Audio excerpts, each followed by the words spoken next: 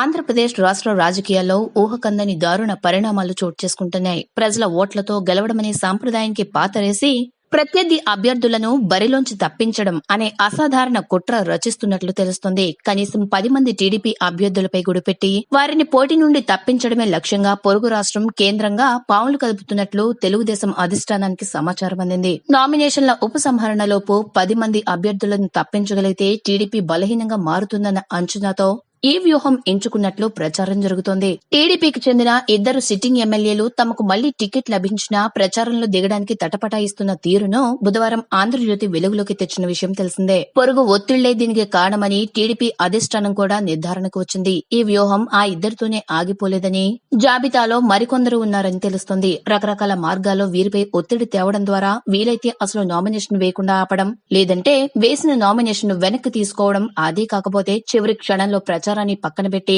మౌనం వహించేలా చూడ్డాం. ఇలా ఏదో ఒక దశలో ఒత్తిడి తెచ్చి ఆ స్థానాల్లో వైసీపీ గెలుపును సులువు చేయడమే ఈ వ్యూహం. ఏపీలో టీడీపీ తరపున పోటీ చేస్తున్న చాలా మంది అభ్యర్థులకు హైదరాబాద్ లో వ్యాపారాలు, స్థిరాస్తులు ఉన్నాయి. వీరి ఆర్థిక ప్రయోజనాలు హైదరాబాద్ తో ముడిపడి ఉన్నాయి. ఇప్పటికిప్పుడు వాటిని పూర్తిగా తెంచుకునే పరిస్థితి లేదు. ఈ నేపథ్యంలో టీడీపీలో బలమైన అభ్యర్థులను ఎంచుకుని వారి వ్యాపారాలు, ఆర్థిక కార్యకలాపాలపై ఆరా తీస్తున్నారు. అందులో ఉల్లంఘనలు, సమస్యలను భూతద్దం వేసి వెతుకుతున్నారు. ఎక్కడ చిన్న లోపం కనిపించినా సంబంధిత శాఖల నుంచి ముందు నోటీసు జారీ అవుతాయని హెచ్చరికలు పంపిస్తున్నారు. దీంతో సదరు నేతలు కంగారు పడిపోయి ఆ శాఖల అధికారులను సంప్రదిస్తున్నారు. మీరు వెళ్లి ఫలానా నాయకులను కలిసి సమస్య పరిష్కరించుకోవాలని అధికారులకు సూచిస్తున్నారు. అప్పటికే వీరి వ్యూహమేంటో అవంగతమవుతుంది. ఆ నాయకులను కలవడానికి తటపటాయిస్తే వచ్చి మాట్లాడాలని ఫోన్లు వచ్చేస్తున్నాయి. ఆ నాయకులను కలిసిన తర్వాత అసలు విషయం బయటకు వస్తుంది. టీడీపీ నుంచి బయటకు వస్తే ఏ సమస్య ఉండదు.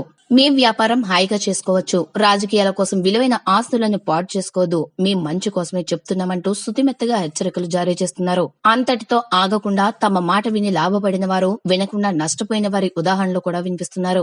ఆంధ్రప్రదేశ్ ఎన్నికల్లో ఏ పార్టీ గెలవబోతోందో సూచించే సొంత సర్వే నివేదికలను వారి ముందు పెట్టి మైండ్ గేమ్ ఆడుతున్నారు. వైసీపీలో రాజకీయంగా మంచి అవకాశాలు ఇప్పించే బాధ్యత తమదని, భయాలేవీ పెట్టుకోవద్దని కూడా భరోసా ఇస్తున్నారు. కొద్దిగా మెత్తబడ్డారనుకున్న వారిపై ఒత్తిడి మరింత కొనసాగిస్తున్నారు. ఈ వీడియో కనుక మీకు నచ్చినట్లయితే లైక్ చేయండి, మీ ఫ్రెండ్స్ కి షేర్ చేయండి. ఇలాంటి మరిన్ని ఇంట్రెస్టింగ్ వీడియోస్ కోసం మా ఛానల్ ని సబ్స్క్రైబ్ చేసుకోండి.